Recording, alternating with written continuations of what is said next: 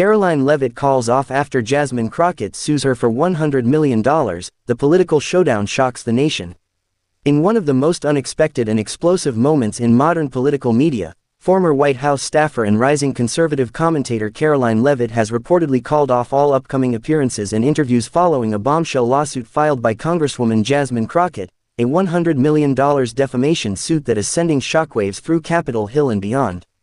What began as a heated on-air exchange has now escalated into a full-blown legal and political battle between two powerful women representing vastly different ideologies, and the outcome could change how public figures use their platforms forever.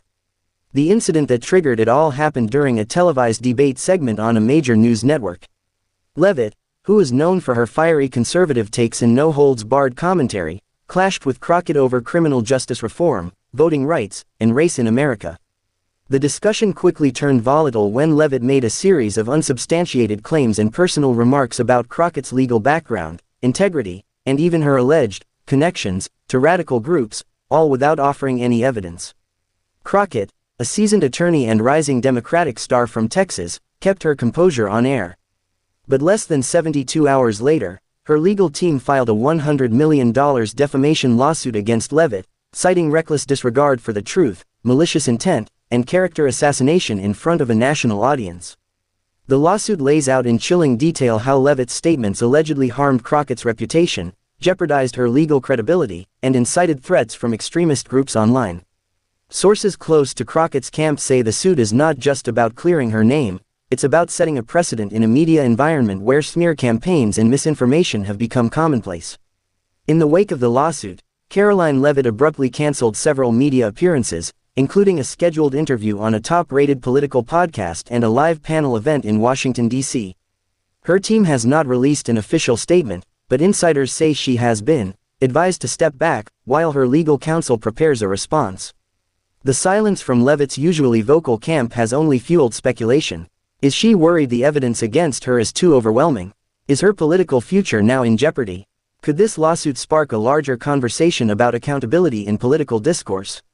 Meanwhile, Jasmine Crockett is standing tall and unbothered.